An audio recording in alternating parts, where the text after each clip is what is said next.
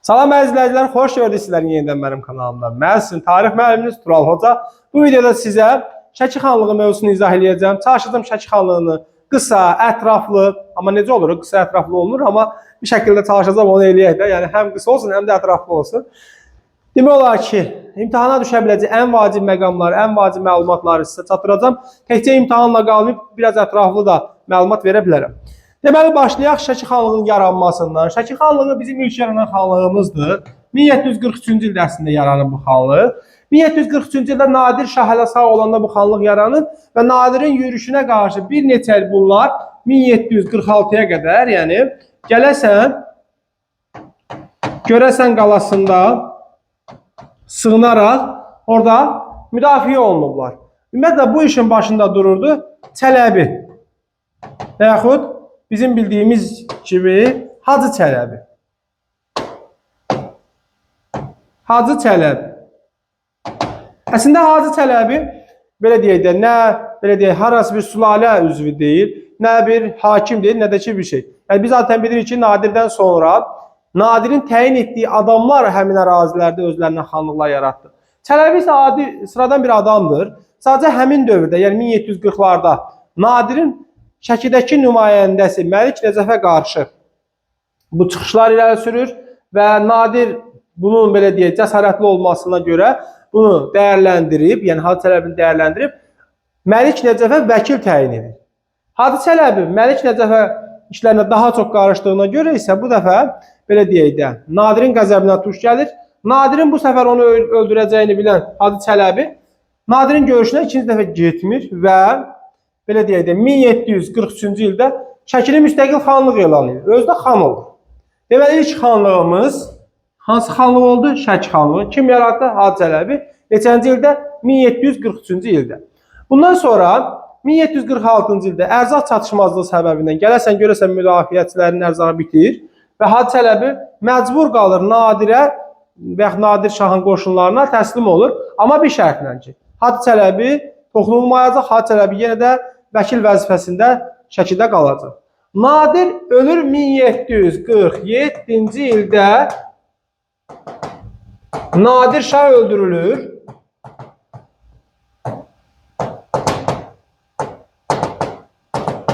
Belə olan halda Hacı Çələbi yenidən Şəkini müstəqil xanlıq elan edir.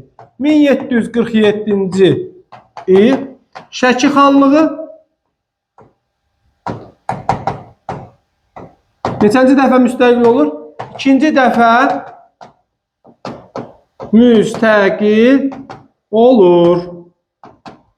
Okay. Hacı Çələbinin ilk işi nədir? Hacı Çələbinin birinci gördüyü iş Qəbələ, Qutqaşın, Ərəş sultanlıqlarını tabe etmək.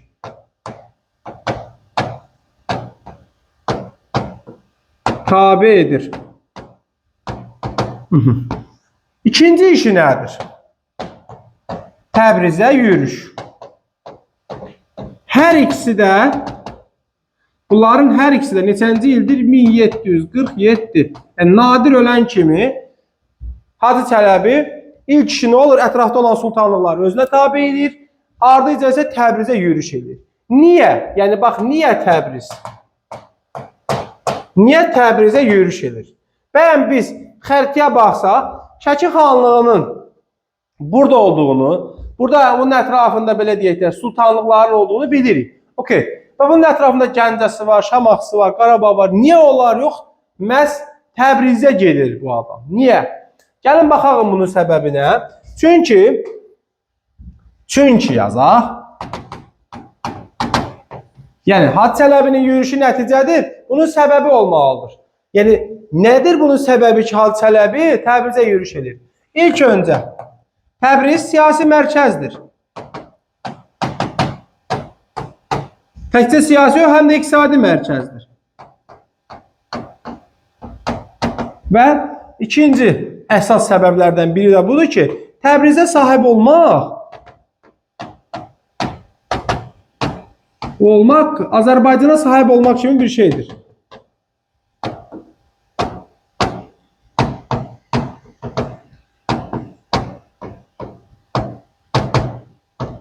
şərtdir. Yəni Azərbaycana sahib olmaq istəyən bir adam mütləq şəkildə Təbrizi də ələ keçirməlidir ki, Təbriz ətrafında digər torpaqları birləşdirsin. Aha. Bu deməli Təbrizin bu kimi önəmliliyi Hacı Çələbinin Təbrizə yürüşünün səbəbidir. Hacı Çələbi Təbrizə yürüş edir. Bəs Hacı Çələbinin Təbriz yürüşünün nəticəsi nə olacaq? Yəni bu Təbriz yürüşünün nəticəsi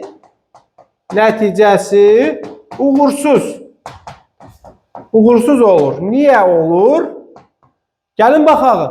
Ona görə uğursuz olur ki, orada Əmir Aslan xan var.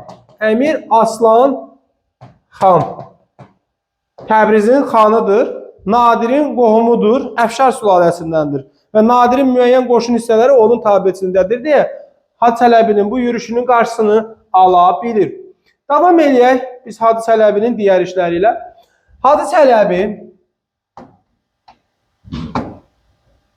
1748-ci ildə Qarabağa yürüş edir. Niyə?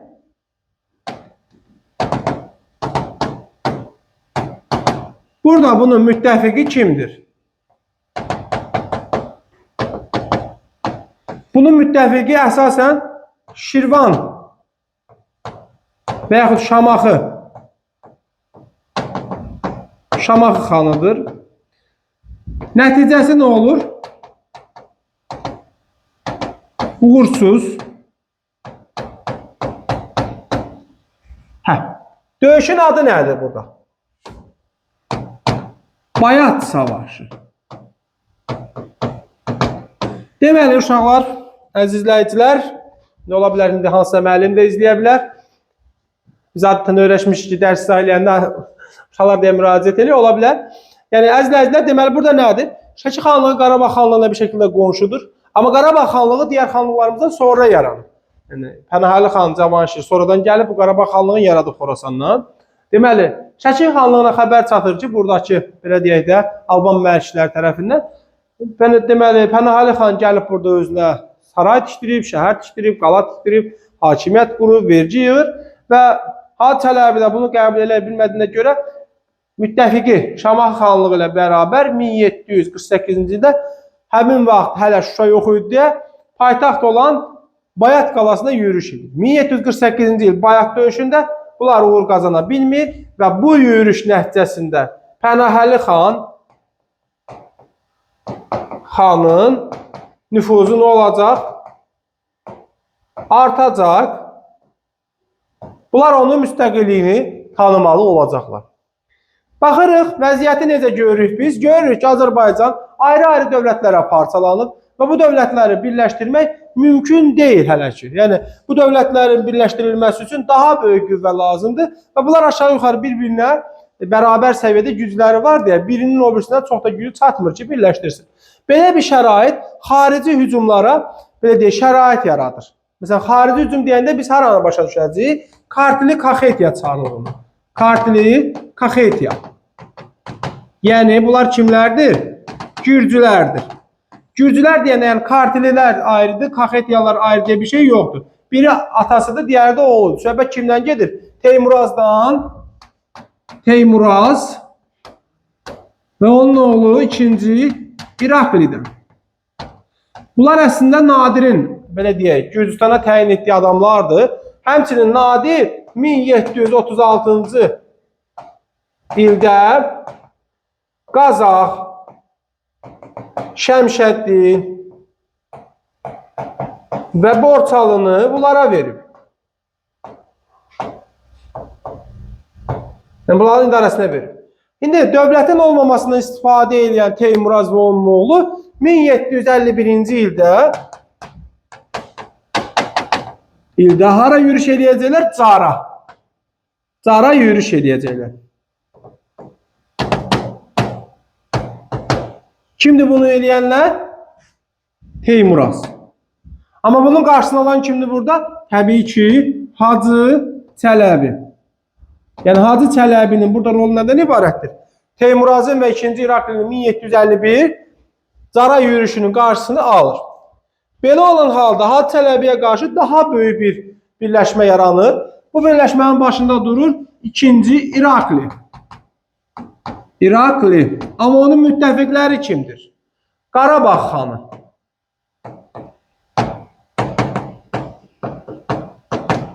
Qarabağ, İrəvan. Yox, İrəvanı silək. Qarabağ, Qaradağ. Qaradağ. Bax, Qaradağ ayrıdır, Qarabağ ayrıdır. Sonra Naxçıvan. Naxçıvan. Sonra İrəvan. Bir də Gəncə. Arada Pənahəli xan, Kazım xan, Naxçıvan xanı, Heydərqulu, İrəvan xanlığında orada olacaq Mir Mehdi xan Əfşar, Gəncə xanlığında ola bilər Şahverdi xan Ziyadoğlu. Bunlar yığışıb bir də ikinci İrakli birləşirlər. Kimin üzərində gedirlər? Hacı Çələbinin. Amma bunlar 1752-ci ildə Qızılqaya adlanan yerdə xəyanəti deyək də buna biz. Qızılqaya adlanan yerdə elə bu ikinci İrakli tərəfindən hər biri nə olunur? Əsir götürülür. Ayrı-ayrı Azərbaycan xanlarının əsir götürülməsində İraklinin məqsədi nədir? Diqqətlə baxaq xəritəyə biz. Nə görəcəyik biz? Hansı xan? Onsuz da Borçalıdır, Qazaxdır, Şəmşədlidir. Bax, bu ərazilər Gürcülərdədir. Carı tutmaq istəyirlər, alınmayıb. Amma İrəvanın, sonra Naxçıvanın, Qarabağın, Gəncənin və Qaradağın deməli, bu ərazilərin tutulması Azərbaycanın qərb bölgələrisinin deməli Gürcülərin əlinə keçməsi deməkdir. Düzdür, Hacı Çələbinin düşərgəsində olan bəzi adamları və yaxud bir çox adamları bunu yaxşı bir şey hesab edirlər. Yaxşı olub həmin xanlara düşüncəsində olurlar. Amma Hacı Çələbi belə bir söz işlədir ki, orada hansı qərarı qəbul edirsə eləyin, kürü keçmək onun içərisində olsun. Yəni kürü keçəcəyik, vuruşacağıq, xanları azad eləyəcəyik. Çünki Hacı Çələbi İraklinin əsl planını başa düşür. Başa düşür ki, əgər İraklı bu xanları əsir saxlasa, həmin o xanlıqların hamısını özündən asılı vəziyyətə salıb bir şəkildə özünə tabe edə bilər. Buna imkan verməmək üçün də Şəki xanlığının qoşunları hücuma keçir və 1752-ci ildə həmin o Qızılqaya xəyanəti adlanan ərazidə və yaxud həmin Qızılqaya xəyanətindən biraz sonra o həmin yerdə 2-ci İraklinin qoşunları məğlub edirlər. Xanların hamısı azad olunur. Amma nəticədə Qazax, Borçalı, Şəmşəddil sultanlıqları azad olunur. Və bunların idarəçiliyi, hər üçün idarəçiliyi Ağa Kişi bəyə tapşırılır. Ağa Kişi bəy. Ağa Kişi bəy Hacı Çələbinin oğludur. Bundan sonra Hacı Çələbi əsas diqqəti yönəldir şərqə, yəni Şamaxıya. Ağsu qalasını mühasirəyə alır. Ağsunu mühasirəyə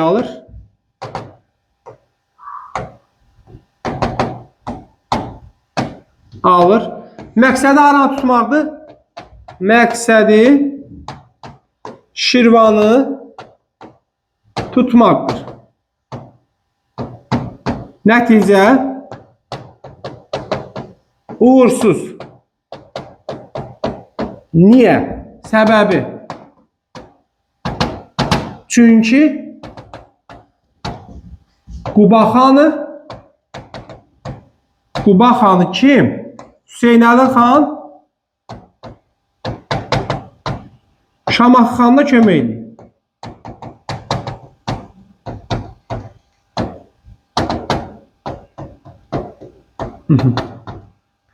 Deməli, Hacı Çələbi bir dənə baxaq.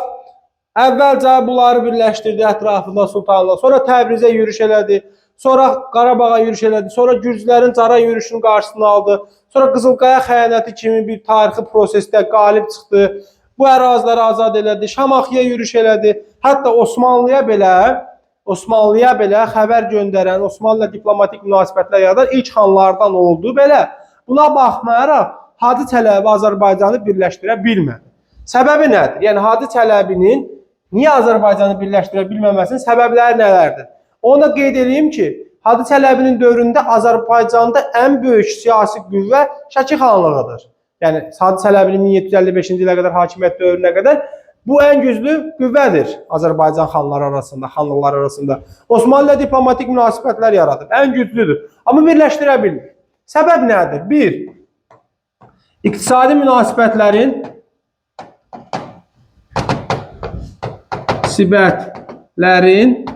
zəif olması, hansı ki, elə xanlıqlara bölünməyimizin səbəblərindən əsası da budur. 2. Xanlıqların, ayrı-ayrı xanların birləşmək istəməməsi, xanların birləşmək istəməməsi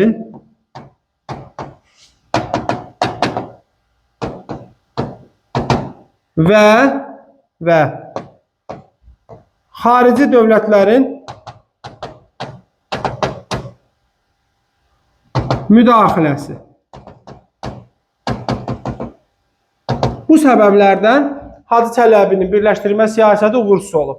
Yaxud məsələn, tutaq ki, bunu belə deyək də, bunu birləşdirə bilərik. Hansı ki, ayrı-ayrı xanlar başqa-başqa xarici dövlətlərlə, xüsusilə burada biz Gürcü çarlarından danışmalıyıq, müttəfiq münasibətlər yaradıb Hacı Çələbiyə qarşı çıxırdılar. Hacı Çələbidən sonra hakimiyyətə gəlir oğlu Ağakişi bəy. Ağakişi bəy isə Ağakişi bəyin hakimiyyətləri 1755-1759. Ağakişi bəyin adını əvvəldən eşitmişik ki, Ağakişi bəy nə olub? Qazax Borçalı Şəmşədli Sultanlıların bir müddət idarə edib. Ağakişi bəy 1759-cu ildə qaynatası Qazı Qumuqlu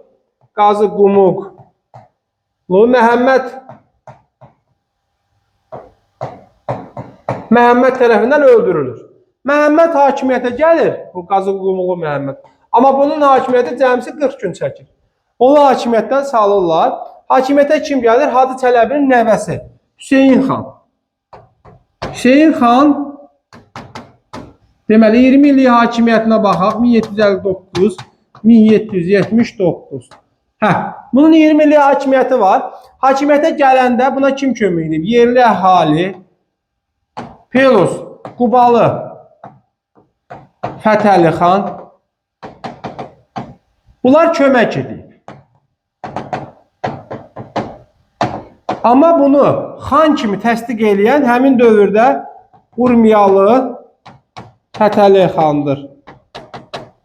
Fətəli xan Əfşar. Çünki həmin dövrdə Azərbaycanda, yəni 1759-cu ildə Azərbaycanda ən böyük siyasi güc Urmiya xanlığıdır və Urmiya xanlığına əslində Şəki xanlığı tabedir. 1759 Qarabağ tabeliyəndən sonra Şəkini və İrəvanı da tabe edib Urmiyalı Fətəli xan özünə. Hüseyin xanın hakimiyyətləri hakimiyyət çəkişməsi ilə yadda qalır. Bunun hakimiyyətlərində bir dənə 1767 Şamaxını bölmək var.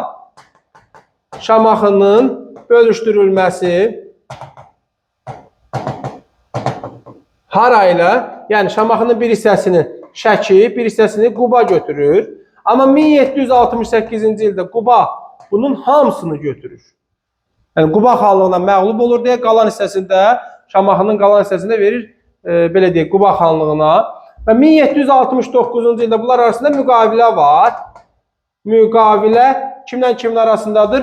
Quba ilə Şəkinin arasındadır. Əsas şərtləri nələrdir? Deməli, birinci şərti lazım olanda qoşun verməlidir.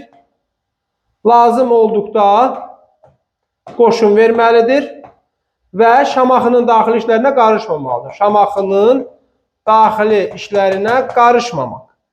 Okey. Bir başqa nə deyə bilərik? 1763-cü ildə Azərbaycanın ən gözəl mədəniyyət abidələrindən biri olan Şəki Xan Sarayı. Yəni Şəki Xan Sarayı, bugün getdiyimiz Şəki Xan Sarayı bu dövrdə tikilib. Neçənci ildir? 1763-cü il. Tamam, davam edirik kimlə? Bundan sonra hakimiyyətə gəlir 1779, 1781. Əbdülqadir xandır. Çox uzun hakimiyyətdə qalmır. Əslində Məhəmməd, daha doğrusu Hüseyin xan suiqəst nəticəsində öldürülür, Əbdülqadir xan gəlir hakimiyyətə. Amma bundan sonra hakimiyyətə gəlir kim? 1700. Bunu yazaq da Əbdülqadir xanı yazaq. Əbdülqədir xan və yaxud Qadir xan.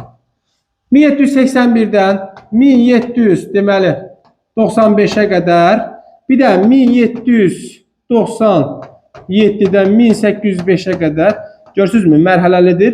Məhəmməd Həsən xan hakimiyyətə gələcək. Məhəmməd Həsən xan. Məhəmməd Həsən xanın dövründə Azərbaycan tarixində ən vacib məqamlardan biri olan qanunnamə qəbul olunur. Düz yazdığım yox. Qoy silim bunu təzədən yazım. Qanunnamə. Qanunnamə qəbul eləmiş hökümdarlar Salari hökümdarıdır. Salari hökümdarı Mərzban İbn Məhəmməddir. Ağqoyunlu hökümdarıdır. Həsən Padşah Bayandur. Bir də Şəki xanıdır. Məhəmməd Həsən xan. Qanunnamədə nə öz əksini tapır? Deməli, vergilər, sonra deməli, feodal münasibətlər, bir də əhalinin hüquq və vəzifələri. Deməli, Məhəmməd Həsən xandan danışırıq hələ ki biz. Bu 1784-cü ildə Osmanlı sarayına elçi göndərir. Elçi. Həmin Osmanlı sarayına göndərdiyi elçi ilə Osmanlıların, deməli, Gürcülərin yürüşlərinin qarşısını almada kömək göstərməsinə, belə deyək, xahiş mi deyək, nəsə bir, belə deyək, onlardan bundan kömək gözlədiyini bildirir. 1784-cü ildə, deməli, bu neçənci xandır artıq Osmanlılara təşrif göndərən? 4-cü. Yəni, Azərbaycan tarixində 3 xanlıq Osmanlı ilə münasibət yaratmağa çalışıb. Bunlar kimdir? Elə Şəki xanı Hacı Çələbi, sonra Şəki xanı Məhəmməd Həsən xan. Bir xanlıq Şəki xanlığıdır. Digəri Gəncə xanlığıdır. Başqa biri isə, deməli, İrəvan xanlığıdır. Sonra 1785-ci ildə Qubadan asılığa düşür. Asılılıq. Amma 1789-cu ildə asılılığı bitirir. Çünki Quba xanı Fətəli xan ölür, ondan sonra vəfat edir, ondan sonra bunun asıllığından çıxır. Daha doğrusu Qubanın asıllığından çıxır. Məhəmməd Həsən xanla bağlı bu qədər. Biz davam edək indi kimlə? Səlim xanla. Səlim xan, deməli, hakimiyyət illəri, bu da iki dəfə hakimiyyətə gəlib. 1795, 1797, 1805, 1806. Deməli, bunun hakimiyyətə gəlişi zamanı 1797 Qacarlardan asıllıq qəbul olunur. Qacarlardan asıllıq. 1805-də isə Kürəkçay müqaviləsidir. Kürəkçay müqaviləsi ilə iki xanlıq Rusiyanın tabeciliğine keçib. Biri Qarabağdır. Qarabağ, bunlar 14 maydadır. Şəki isə bundan bir həftə sonra bu 21 maydadır. Yəni, həmin dövrdə Qarabağ xanı olan İbrahim Xəlil xanla Şəki xanı Səlim xan qohumdular. Qarabağ xanlığı bunu qəbul edibsə Rusiyanın hakimiyyətini Səlim xan da qəbul edir. Həmin Kürəkçay müqaviləsinin şərtləri nədir? Deməli, 3-4 şərti var. Bunların əsas şərti nədir? Öz ərazilərində Rus qoşunları yerləşdirir. 1. Xarici, belə deyək də, müstəqilliyini itirir. Daxili müstəqilliyini saxlayır. Yəni, başqa ölkələrlə münasibət saxlaya bilməz, amma daxildə öz ölkəsini, yəni xanlığını istədiyi kimi idarə edə bilər. Sonra, hər il Çar xəzinəsinə nə edəcək? Vergi verəcəklər. Bu Kürəkçay müqaviləsinin şərtləridir. Amma burada bir məqam var. Həmin məqam nədir? 1806-cı ildə İbrahim Xəlil xan Xankəndə istirahət edəndə öldürülür. İbrahim Xəlil xanın öldürülmə xəbərini eşidən Səlim xan qəzəblənir. Rus qoşununu Şəkidən çıxarmaq istəyir. Amma bunu bacarmır. Məğlub olandan sonra hara gedir? Gedir, deməli, İrana. Yəni, Qacarlar dövlətinə gedir. Bu zaman Ruslar Şəkidə müvəqqəti idarə yaradırlar və həmin idarənin başına Xoylu Cəfərqulu xanı gətirirlər. Həmin o Cəfərqulu xan da Xoydan gətirdiyi ermənilərdə harda məskunlaşdırır? Şəkidə məskunlaşdırır. Və biz baxırıq Şəkiyə, 1819-cu ildə sonuncu Şəki xanı var. Kimdir bu? İsmail. İsmail xan general Valeri Mədətov, yəni Alban mənşəli, Xristian Alban mənşəli generaldır. Valeri Mədətovun göstərişi ilə zəhərlənərək öldürülür və sonuncu Şəki xanı öldürüldüyünə görə Şəki xanlığı da sona çatmış olur, yəni süqut etmiş olur. Şəki xanlığı ləğv olunur, yerində nə yaradılır? Komendantlıq. Burada bir məqam var idi, onu düşünürəm ki, deməmişəm. Hacı Çələbi. Hacı Çələbi də xanlıqda təkcə belə deyək də Qarabağa, Təbrizə, nə bilim, Şirvana yürüyüşlə məşğul olmayıb. Bu da xanlıqda iqtisadi həyat üçün mühüm işlər görüb. Nədir onun işi? Vergi. Vergiləri nizamlayıb. Bundan başqa məscid, mədrəsə və ictimai binalar tikdirib. Beləliklə, daha bir videonun izahının sonuna gəldik, çatdıq. Mən Tural Hoca videolarımızı çəkməkdə, paylaşmaqda davam edəcəm. Sizdən istədiyim videolara baxdıqdan sonra növbəti videonun hansı mövzuda olmasını istəyirsinizsə şərh bölməsində yazın. Bizi Instagramda və YouTube'da takip eləməyi unutmayın. Videonu bəyənin, paylaşın. Dərslərimizə qoşulmaq üçün isə bu nömrə ilə əlaqə saxlayın. Nömrəni bura qeyd edirəm. 050 736 26 60. Qeyd edeyim ki, dərslərimiz ancaq və ancaq əyani şəkildə keçirilir. Hələ ki. Sağ olun, salamat qalın.